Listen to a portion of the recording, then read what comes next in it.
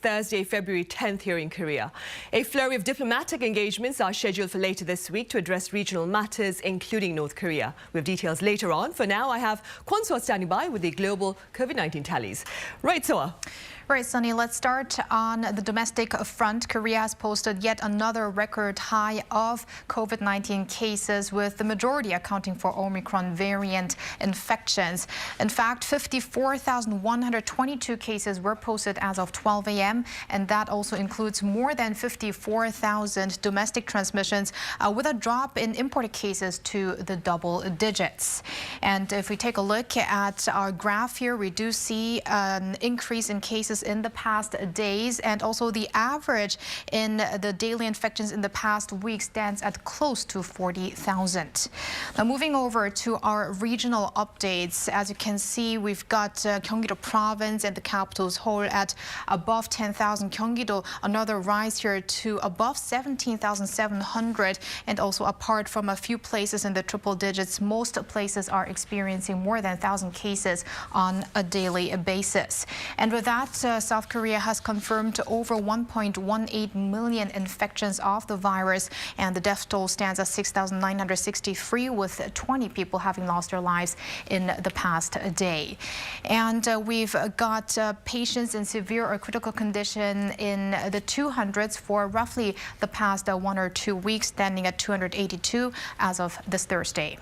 Onto the vaccination figures, 44.7 million people have received their first COVID-19 vaccine dose so far. 44.17 million are fully vaccinated. And if we move over, 28.7 million have now received their booster shot, and that's now 56% of the population. Globally, 3.1 million new cases were posted in the past 24 hours as of noon Korea time, with more than 13,800 COVID-19 related fatalities. And globally, around 17% of a decline, however, was posted in the past week, according to the World Health Organization. And especially there's been a drop in the U.S., but that's not the case in places like Germany, which saw again over 200,000 new infections. Meanwhile, the UK has hit the 18 million mark in its total caseload. And those are the general updates I have for now, but I'll be back with more global COVID-19 related issues in a bit. Back to you, Sunny. All right, so thank you for now. Right, Korea's transition into an Omicron-tailored strategy has ushered in changes on its testing, tracing and treatment fronts. For more, Choi Min-jung joins me now. Min-jung, welcome back. Thank you for having me, Sunny. Right, then let's start with a reminder about the changes in the treatment protocol for COVID-19 patients at home, Min-jung. Right, Sunny. Amid the spread of Omicron, around 90% of the new patients are either asymptomatic or reporting mild symptoms. That being the case, the majority of them are recovering from home. As we reported earlier, there have been divided into two groups, an intensive management group and a regular management group. While people over 60 and those in their 50s who are at high risk or taking COVID-19 pills will continue to be monitored by healthcare workers, the rest will have to look after themselves. They won't be subject to regular monitoring, but they can access telemedicine services by calling a local hospital or clinic if their condition worsens. Around 145 home treatment support centers will operate 24-hour hotlines, and over 1,800 medical centers will provide virtual treatment and prescriptions for those in the regular management group, and close to 400 will look after those at higher risk. The Korea Medical Association said Wednesday that the country is capable of supporting more than 180,000 people recovering from home. But as of Thursday, the number of people in home treatment already topped 170,000, highlighting the need for an expansion in our medical capacity. Right, I see, Min-jung. Meanwhile, on the vaccination front, Novavax vaccines have been rolled out, I hear. Tell us more. Well, Sunny, the first batch of Novavax's COVID-19 vaccines became available in the country on Wednesday. 292,000 doses were released, and the country is expecting a total of 2 million doses to be distributed this month. And this is part of the 40 million doses the country is planning to provide in total. The vaccine is being produced by local firm SK Bioscience and is the third to be manufactured and distributed in Korea after AstraZeneca and Moderna's vaccine. But it is the first protein protein subunit vaccine to be manufactured in the country. It uses a more conventional vaccine format that is also used in hepatitis B and cervical cancer vaccines. So watchers say there are fewer concerns about side effects. Officials also said it is relatively easier to distribute the vaccine even abroad if necessary, as it can be stored between 2 to 8 degrees Celsius. The vaccine is set to be administered to those over 18 years old who have yet to be vaccinated, and people who can't get their booster shot due to side effects from the first 2 doses are also eligible. Authorities are set to announce details on its inoculation plans sometime on this Thursday. Right. So back on the treatment front, Minjung, I hear COVID-19 patients can be treated at regular wards in the case of an overload at the hospital. Do explain this for us. Sunny, authorities on Wednesday said hospitals can assign COVID-19 patients to regular wards when there are more than 50,000 daily cases. If hospitals run out of negative pressure rooms due to a surge in serious cases, they will be allowed to treat patients in regular wards with partitions and other protective barriers in place. Officials said doctors may also consider treating non-COVID patients virtually, for instance through phone or video calls.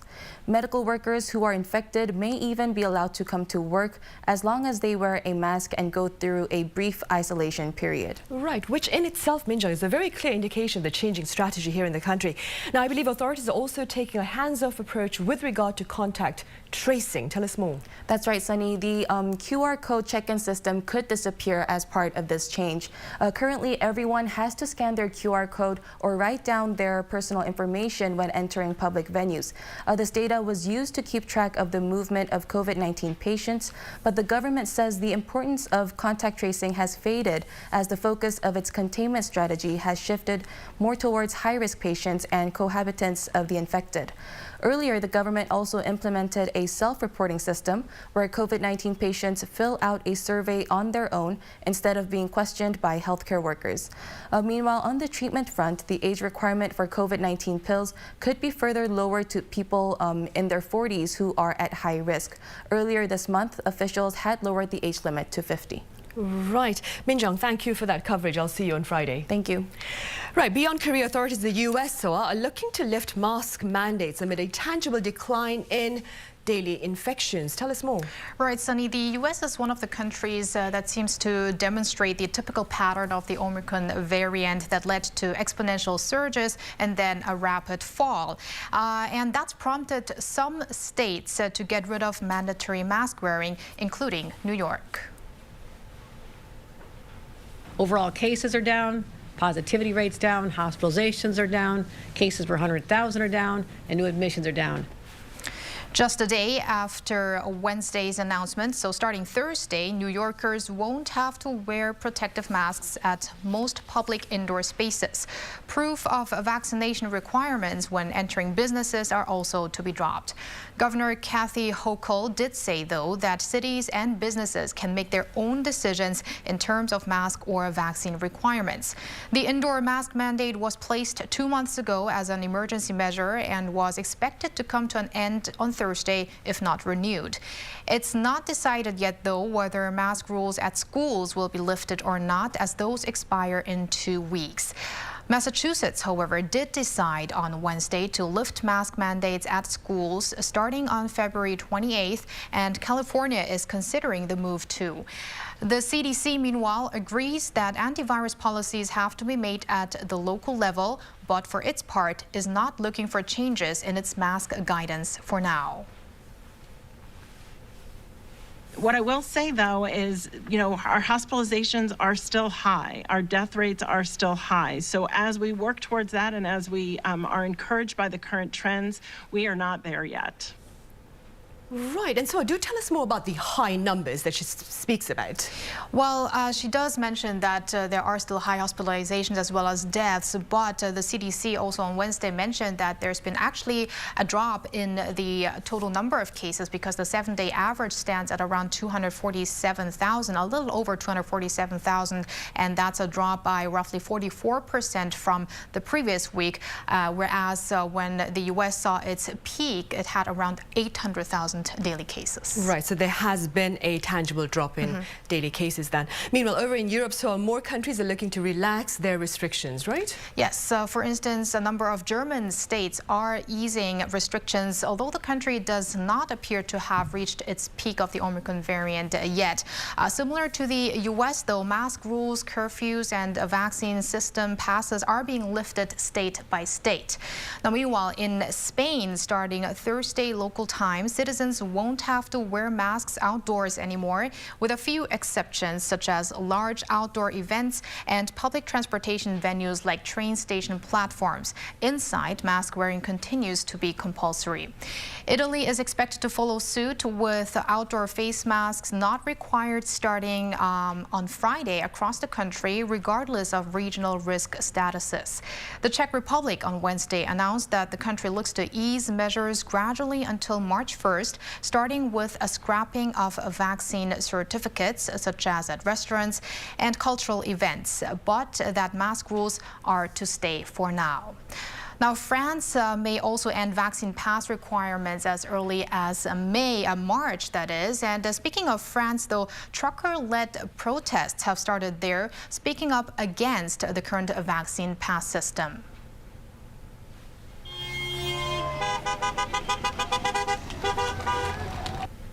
Does this sound familiar to you? This is the so-called French Freedom Convoy, inspired by the ongoing truck demonstrations in Canada, which we reported about just a while ago, with copycat gatherings occurring in countries like France, Australia, New Zealand, as well as in the U.S. Now, on Wednesday, hundreds of demonstrators in southern France left for Paris. That included not only truckers, but other car drivers and motorcyclists demanding the end to stringent COVID-19 rules.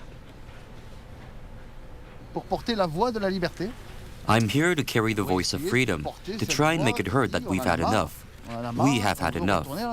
We want to go back to our old lives, which were free of segregation, and that meant we could go where we wanted, with or without vaccines, and without being asked for a vaccine pass.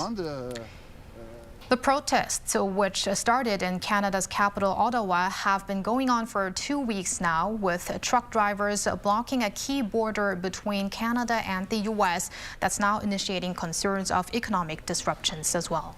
Right, I see. All right then, so let's cap it off in Asia. I understand Hong Kong is fighting record infections amid Omicron.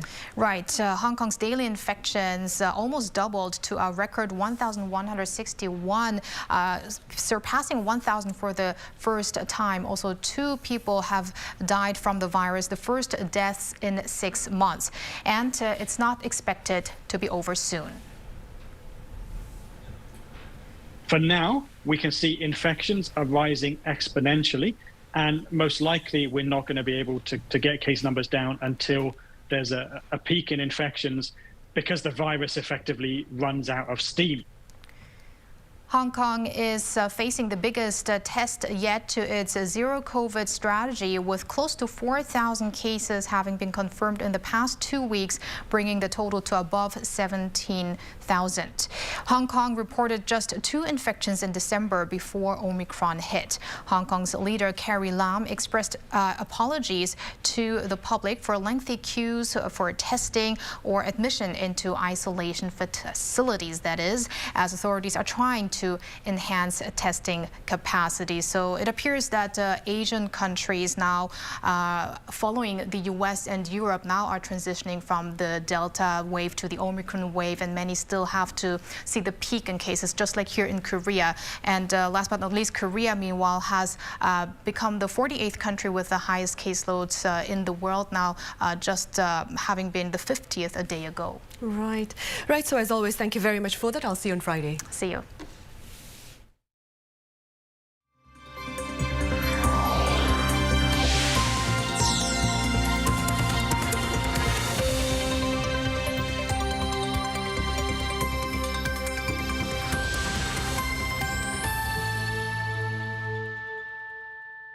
Topping our headlines at this hour are highlights from the Beijing Winter Games. Hwang Dae-heon put on a brilliant performance Wednesday night in the men's 1,500-meter race to grab Korea's first gold medal. Our Kim Yeon-sung shares that moment and more. Short track speed skater Hwang Dae-heon is bringing home South Korea's first gold at the Beijing Winter Games. Hwang clinched his first gold on Wednesday after finishing first in the 1,500-meter short track event in a time of 2 minutes, 9.219 seconds. It's Hwang's second Olympic medal, following on from the silver he picked up 4 years ago at the Pyeongchang Winter Games for the 500-meter program.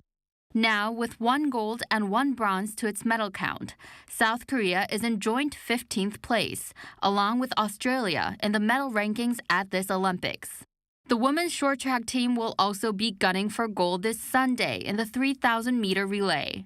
Wednesday's semifinals was a nail-biting race. The South Korean team, represented by Choi Min-jung, Lee Yu-bin, Kim Ah-rang, and Seo Hee-min, were skating in second place until they were outpaced by the Russian Olympic Committee towards the end. South Korea's chance of making it to the finals looked slim. But then, right at the last minute, Choi Min-jung pushed her way from third to second, doing just enough to secure the team's place in the finals. Choi Min-jung is a 2-time Olympic gold medalist and a 3-time world champion, and will also be skating in the quarterfinals for the 1,000-meter program along with Lee Yu-bin this Friday. Both short track speed skaters passed the preliminary stages on Wednesday. South Korea currently leads the medal tally for short track speed skating with a total of 49 medals since 1992. Kim Hyun-sung, Arirang News. And on the economic front, Korea posted its largest current account surplus in 5 years in the year 2021, but prospects for this year look uncertain. Kim Do-yeon explains. South Korea recorded a current account surplus of more than $88 billion last year, the biggest in 5 years. This is according to Bank of Korea on Thursday. Despite the global spread of the Omicron variant and global supply chain disruptions, exports of major items such as semiconductors, petroleum and chemical products, steel, automobiles, and mobile phones have increased to most regions. It's also meaningful that the transportation balance recorded a large surplus thanks to the increase in freight rates and the recovery of shipping company capacity. Also, the income as a result of continued overseas direct investment and securities investment increased significantly. While the tally seems positive, it did not meet the central bank's previous forecast. Last year's surplus was about $3.7 billion short of our prediction, and it was due to a larger than expected decline in the goods surplus caused by rising raw material prices and surging import growth since the fourth quarter. The balance of trade for the month of December came to a surplus of more than $6 billion, around a half the surplus recorded the previous year. This came as imports of raw materials jumped more than 60% on year in December, with crude oil prices soaring more than 85% over the same period. Other accounts, including services, primary income, and capital and finance, also recorded surpluses. The BOK also added the persistent spread of the coronavirus at home and abroad, global supply disruptions, volatility of raw material prices, and uncertainty over China's economy as potential risks that could weigh on this year's current account. Kim Do-yeon, Arirang News. Samsung Electronics has made public its latest Galaxy S22 lineup. Our Kim Sang-min has more on their features and functions. Samsung Electronics has unpacked its latest set of Galaxies, delivering on its promise to deliver best-in-class technology. It's the ultimate smartphone to rewrite the rules of innovation, to make your everyday epic. And it will empower more people from more places to join in building a more inclusive future. There are 3 phones under its new Galaxy flagship line, the S22, the S22 Plus, and the S22 Ultra. Among them, the Galaxy S22 Ultra is the most advanced of the 3, with a larger and more vibrant display, a triple-lens camera, and the most advanced processors. But what thrilled many tech fans around the world is this built-in S Pen, a feature never before seen in S models. With this, the S model effectively takes over from the Galaxy Note. The Galaxy S22 and Galaxy S22 Plus are catered to consumers who seek a premium product, but one that's lighter on the wallet. One of the key features is the enhanced camera. With bigger image sensors and new features like nightography, using AI technology, the camera can let in more light, draw out details, and capture colors more vividly, even when it's dark. While Samsung spared no expense on the new tech, it decided to keep the price the same as the previous series, likely in a bid to solidify its leading position in the global market. The chip supply shortage has been intense, so the industry expected the retail price of new Galaxy series as well as the iPhone to be higher this time. But considering sales of the last Galaxy S series released in 2021 did not meet expectations, I believe Samsung froze the price to attract more customers this year. The Galaxy S22 Ultra retails for around $1,200. The other two models at around $830 to just under $1,000. During the event, Samsung also introduced its vision for sustainability, promising to incorporate repurposed ocean-bound plastics throughout Samsung's entire product lineup, starting with new Galaxy series. Pre-orders for the devices start next Monday in South Korea. The S22s will be available in stores across Korea, the US, and Europe from February 25th. 김성민, Arirang News.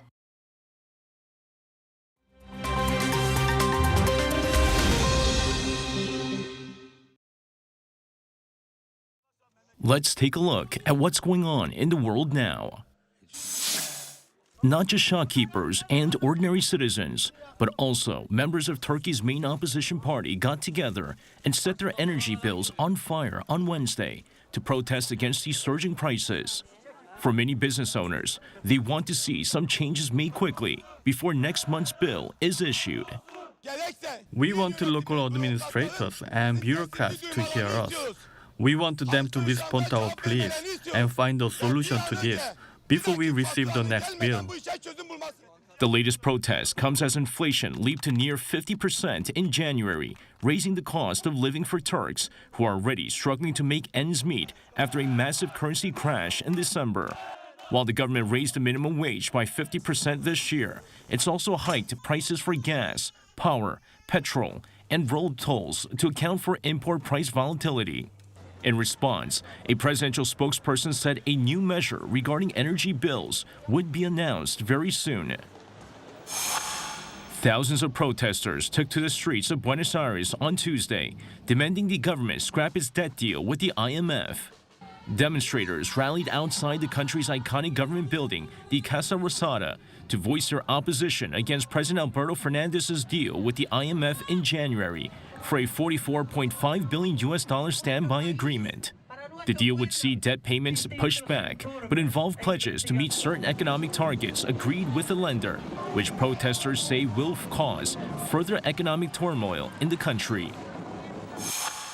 The death toll in Madagascar due to Cyclone Batsirai has now risen to 92 as more reports of damage flow in from heavily affected areas.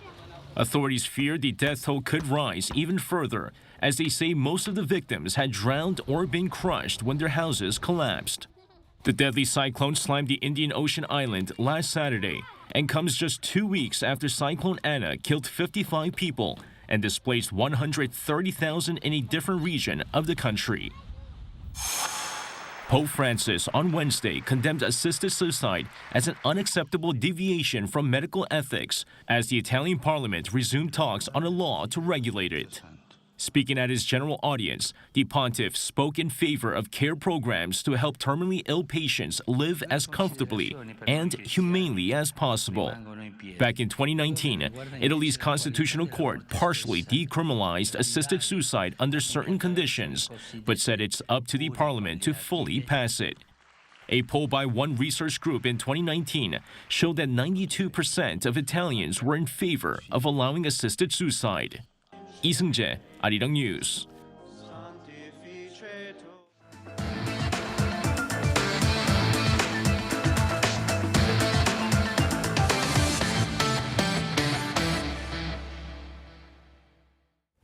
It's Thursday and time for a check on events related to Korea that made headlines in the foreign media this week. Kim Sang-hyun joins me now. Sang-hyun, welcome back. Good to see you, Sunny. This week we have quite a bit of coverage regarding the controversial refereeing decisions made in the Beijing Winter Games. Also some coverage on the WTO's latest ruling on washing machines tariffs and the role of SMEs in Korea's future economy, as well as the delivery of face masks to schools in India by the Korean embassy there. So let's dive right in.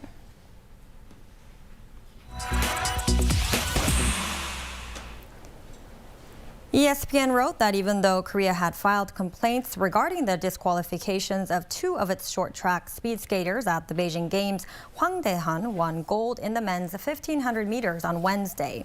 It noted that even though Korean citizens flooded social media, even urging the team to go home following the controversy, it's certainly a good thing the team stuck around to earn its gold.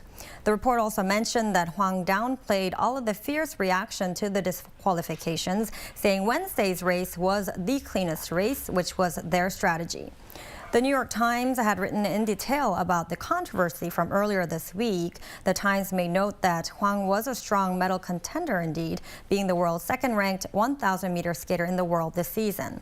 The report further mentioned a protest by Hungary as well, after one of its skaters was also disqualified, with its protest being rejected by the ISU along with Korea's appeal. The report highlighted that such controversial decisions are the norm in these events, but that the latest have received much scrutiny, as most of them have noticeably benefited the host nation, China. Right. Meanwhile, the World Trade Organization has reportedly sided with Korea in a dispute over U.S. tariffs on washing machines, Sang-hyun. Right, residential washing machines. This was a ruling that was made on Tuesday, Sunny, in which the WTO said the U.S. violated international trade obligations in the way it imposed tariffs on Korean exports of household washing machines 4 years ago. So Bloomberg noted that the WTO's panel of trade experts made a decision that mostly sided with Korea, which recommended that the U.S. update its safeguard measure in accordance with WTO regulations. Korea's Ministry for Trade, Industry and Energy welcomed the WTO's announcement, which ruled favorably on all 5 of its substantive claims, adding that Seoul plans to quickly resolve any remaining issues with Washington. Now, Bloomberg noted that the dispute was a relic of former U.S. President Donald Trump, who ignited a series of trade skirmishes even with U.S. allies and started a full-blown trade war with China that the Biden administration is still being challenged by. It added that the WTO's ruling was both a sharp rebuke of the Trump administration's policy and a reminder of why Trump officials tried to overhaul the WTO at the time. Right, and staying with news on the economy, Sang-hyun, I hear one report claims Korea's small businesses will chart the future course to growth for Korea. Yes, so up until now we know that chaebols, or the large conglomerates, they have basically spearheaded Korea's rapid economic growth as well as industrialization, but a report suggests that small firms will now determine the future of our economy in the digital era. So the diplomat wrote that as Korea's economy has matured, the dominance of this conglomerates has prevented more startup companies from competing in the market. It cited research showing that non-conglomerate businesses that had previously been dominated by the chaebols have throughout time seen more patenting activity as well as labor productivity. The report further cited experts who suggest that with the transition to the digital economy, the public sector should help SMEs adopt new technologies more quickly, saying that these smaller firms still employ the majority of Korea's labor force today and are also concentrated in sectors that offer the most growth potential in the digital era. Right, and moving forward then, Sang-hyun, in a gesture of goodwill, I understand the Korean embassy in India offered face masks to school children there. Tell us more. Sunny, the Korean embassy in India did take a friendly step, a thoughtful step of delivering more than 10,000 masks to schools in India as India's announced a reopening of schools amid the coronavirus pandemic. So according to the Tribune, the Korean embassy delivered 13,500 masks with Indian flags printed on them to 26 Indian schools schools, which have been providing Korean language classes since last year. The ambassador of Korea to India said he hopes Indian school children who have gone through difficult times during the pandemic can stay healthy, go on with their studies, and deepen their understanding of Korea's language and culture. The paper also noted that the Korean Cultural Center in India has been arranging Korean language classes at Indian schools since 2015, adding that Korean culture has become more popular in India since the pandemic began. Right, well, that is good to know. All right, Sung-in, as always, thank you very much for your coverage. The pleasure is mine.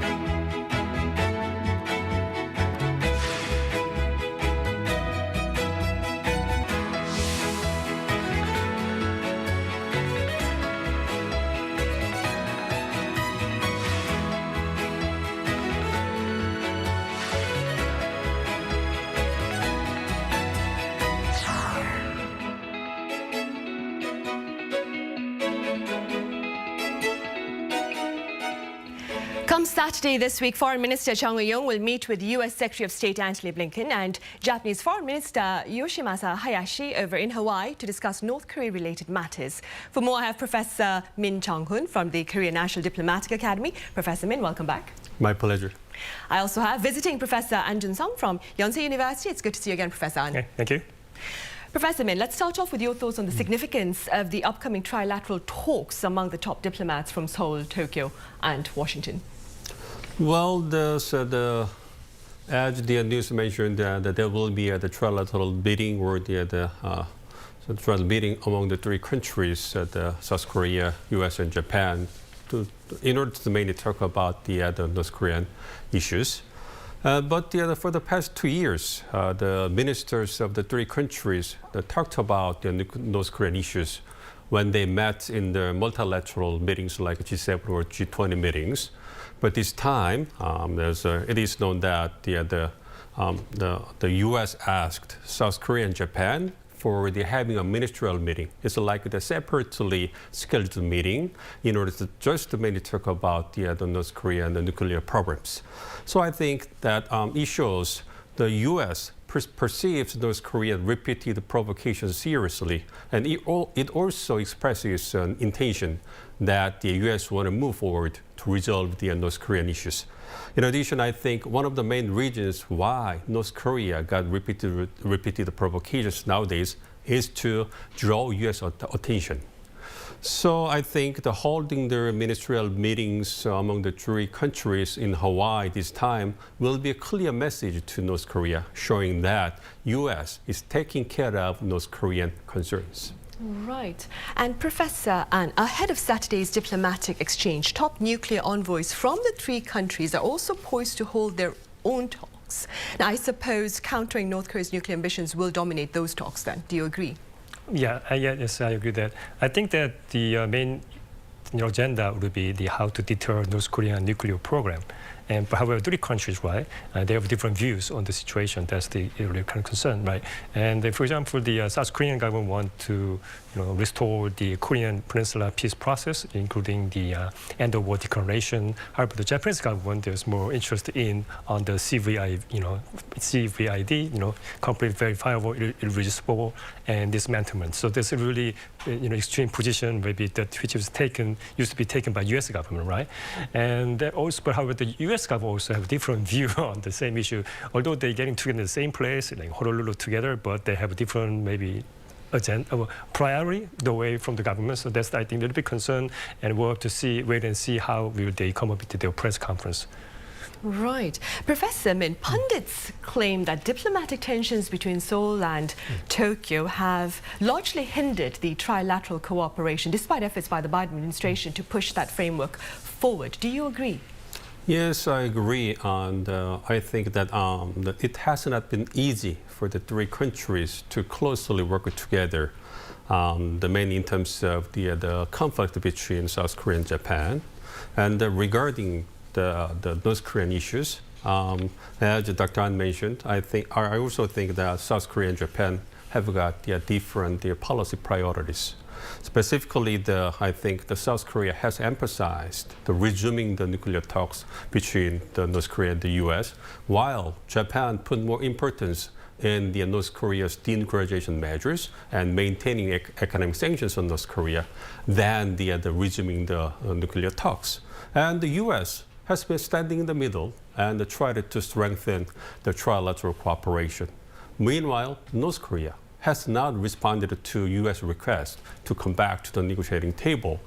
So I think there has been no clear momentum or the meaningful momentum to move forward. And therefore, the three countries just to stick to their own policy priorities on the North Korean nuclear issues.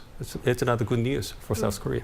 Right. And talking about policy priorities, another issue to be addressed during the talks, as you mentioned, Professor An, is the Moon administration's proposal for a formal end to the Korean War. Having said that, what appear to be the stances of the US and Japan, respectively, with regard to this proposal?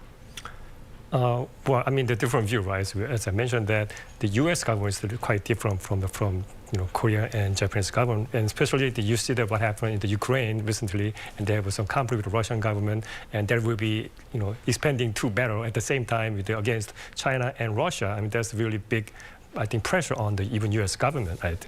But at least they try to send a message to North Korean government and say, well, we're still paying attention to you, but the problem is that here, the North Korea is not the primary concern for the U.S. government, obviously. So their prime concern would be the China or the Russia in this the Ukraine situation.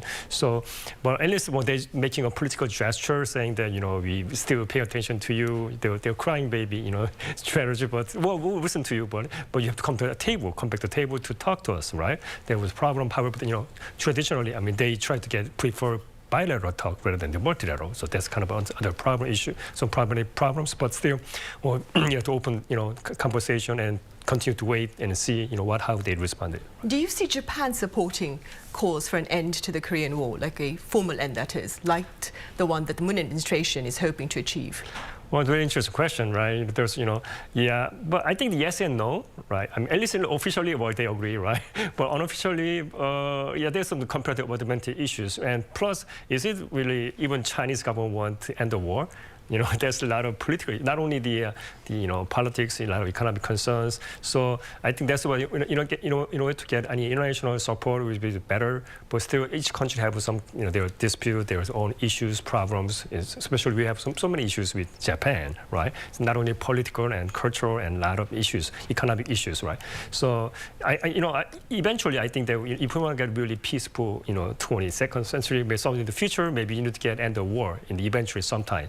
But his question is the when, I think, it's his question, right? So I think the Japanese government will agree with the, getting end of war declaration is a good move, right? Move toward the future, I think, better future. Right. Well, support for efforts to formally end the Korean War has been voiced by the head of a liberal political party over in the UK as well. We take a moment now to listen to the words of Ed Davey, who tabled a related motion to the House of Commons last summer. I thought the idea of formally ending the war could be really helpful in reducing tension on the Korean Peninsula. And therefore, I wanted to find ways to encourage the UK government to do all it can here in the UK to accelerate those efforts, working with international friends like Brad Sherman and people in the United States. And we discussed how we could take that work and involve other parliaments and other countries. We talked about France, we talked about the EU, maybe Canada, maybe Australia, and try and get some international momentum behind this idea to bring a formal end to the war from the 1950s, and that helped change the atmosphere. I think these provocations from North Korea only strengthen the case for initiatives to try to resolve this. I think we need an injection of diplomatic urgency, and I think the work of Representative Sherman with his bill and my motion in the House of Commons can help provide that. Right. Professor Min, what is the significance of such support for a peace framework on the Korean Peninsula from both countries directly involved in regional matters and those that are not? Basically, I think it shows that the international community supports for the end of war declaration and the peace on the Korean Peninsula as a whole. And I also think that the international community support for the declaration could provide the momentum to encourage North Korea to get back to the negotiation table or resume the nuclear talks between North Korea and the United States broadly. And specifically making progress or the passing bills or resolutions for the declaration could provide the kind of the momentum for North Korea to consider whether or not to come back to the negotiating table. As you know, the failure to reach an agreement in the 2019 Hanoi summit negatively affected Kim Jong-un's leadership in North Korea. And then North Korea has made an argument that it can return to the negotiation only when U.S. takes back its hostile policy on North Korea. So I think it is necessary for whatever reason for North Korea to get something that it can utilize in order to save the Kim Jong-un's face and get back to the negotiating table. So I think the end of war declaration could be a policy signal that U.S. is willing to change its policy on North Korea, and it could provide the momentum or the space for Pyongyang to consider returning to the negotiating table.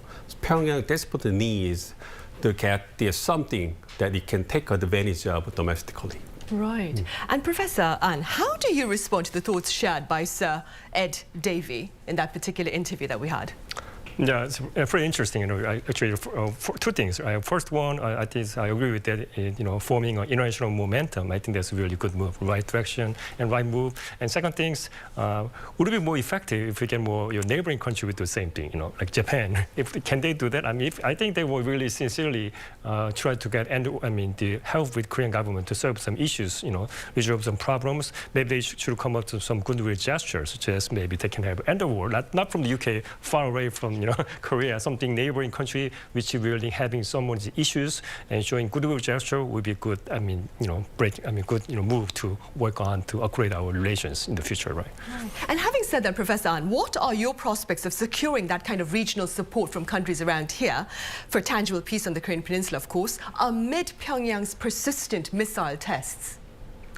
Well, I think it's basically one, how you getting ally here. I think the problem, big picture, is that now U.S. government want to get their ally, formulate and strengthen their ally. Same thing to UK, the Russia and China, because try to get embraced in the North Korean government, right, to kind of form a comrade, getting together, making forces. So I think it's very concerning that we might miss some of the very important things. For example, like a lot of issues with the North Korean, we have something common interest in Peninsula. North and South Korean government, right? Maybe can play with, but if the U.S. government kind of pushing South Korean government to, either your ally or enemy, right? That's really very, it's not the best, approach, because that if you do that, you lose your flexibility on the diplomatic situation. Like that's a little bit concerning on international politics perspectives. Right. Professor Min, quite contrary to expectations, North Korea's two-day parliamentary session earlier this week ended on a relatively quiet note in the absence of its leader, Kim Jong-un.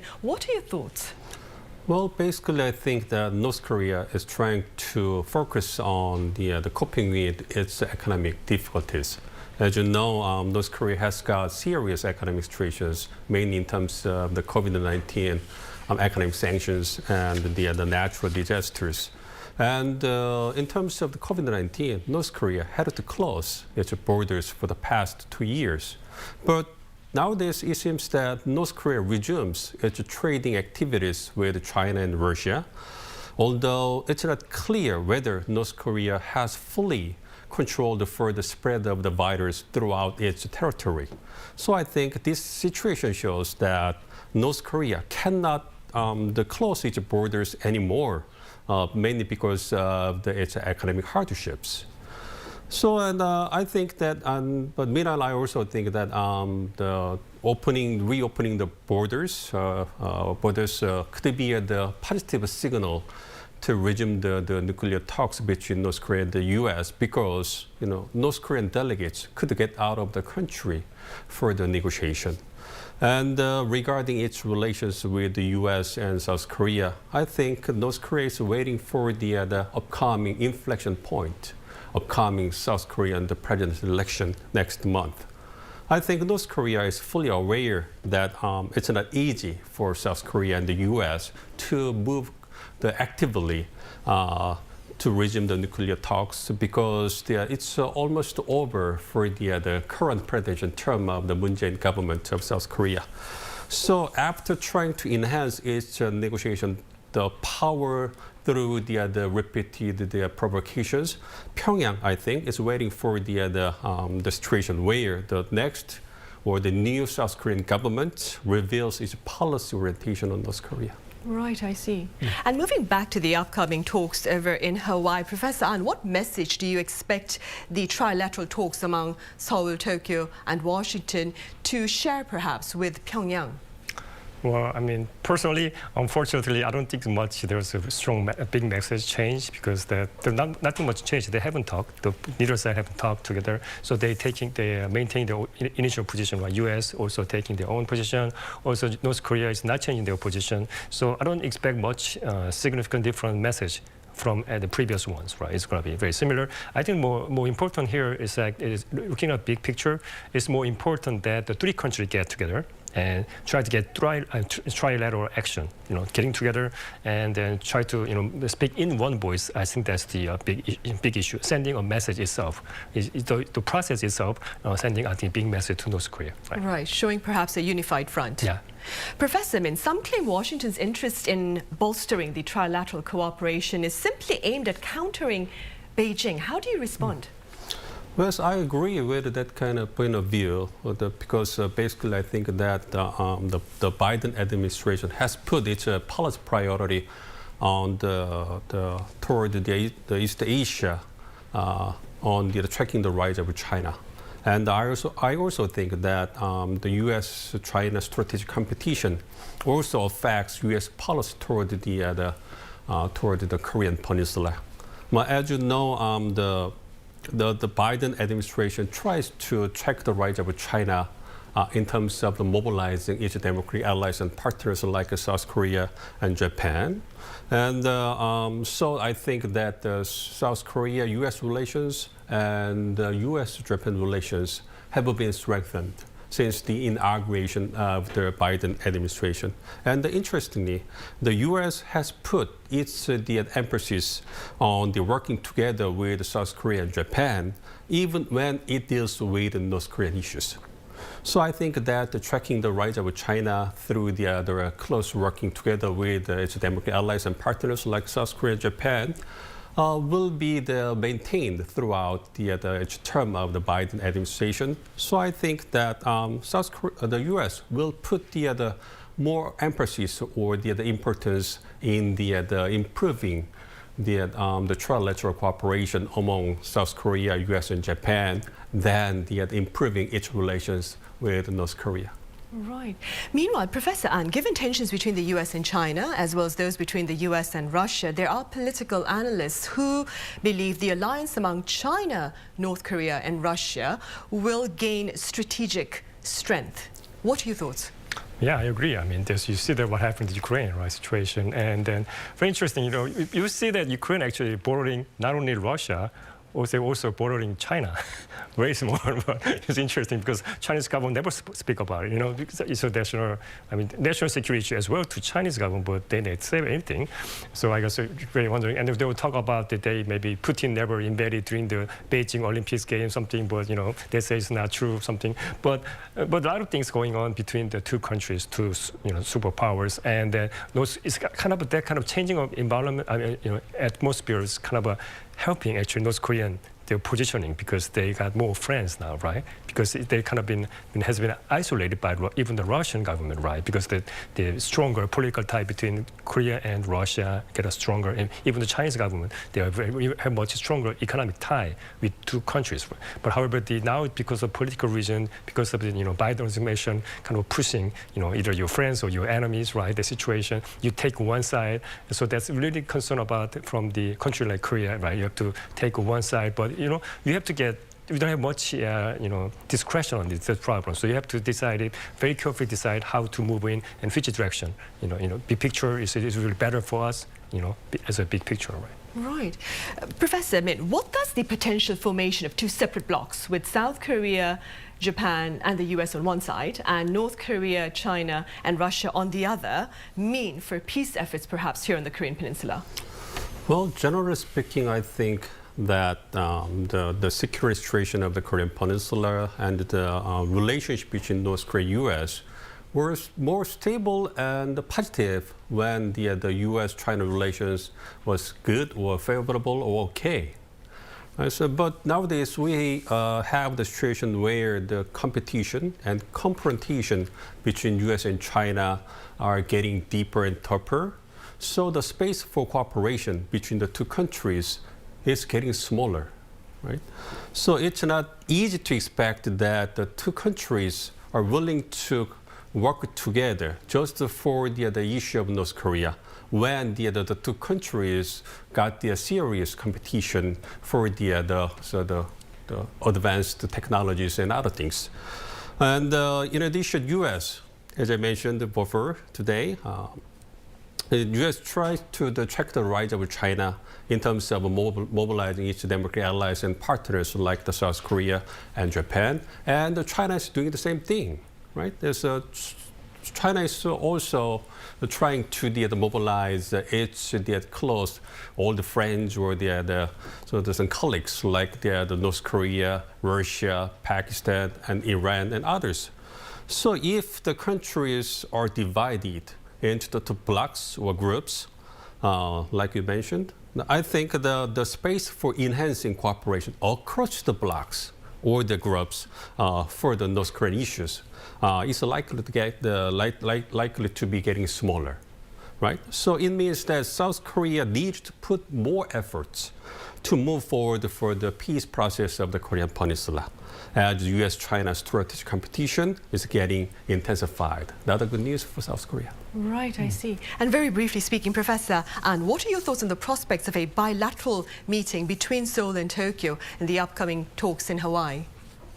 Oh yeah, I'm sure they will try to do it. I mean, it's very common. Even the multilateral meetings, like the WTO meetings, they have a bilaterals always, trilateral. It's very common, so it's not surprising at all. And one side asks for the bilateral meeting because there are only 3 countries, right? And the question is that how productive solution they can come up with. That's really questionable because that, as we mentioned, we talk about Sado mine issues and the UNESCO issues, right? And are they willing to do it? I think that since possibly they're just taking a political gesture, because of the UNESCO, and they don't want to see strong protest by any member of other countries. Like the Korean government have a very strong protest on it, and even the U.S. perspective, and they want to, basically, I think the U.S. government kind of using the bad cop, good cop situation. They try to be good player, and they're using all the bad things, making the Japanese guy did it, like CVID. It's like, why do they really care? I mean, frankly, I don't think that they really care much. They're thinking about the regional security. That's true, but do they really want that specific CVID? That's the different issues. So I think that's really focused on. They will have the meeting, but we have to see what kind of things. As I mentioned earlier, if they can come with some goodwill gesture, just like the end of war declaration, helping if the Prime Minister of Japan come out press, we support President Moon on the end of war declaration. That will be a good gesture. Right. Yeah. Hopefully we will see some progress on that front then. Right, Professor An, as always, thank you very much for your thoughts. Thank you. Professor Min, thank you very much for your insights. Thank you. Right, well, it's time to say goodbye now. We'll be back with more coverage tomorrow. That is Friday. Thank you for now.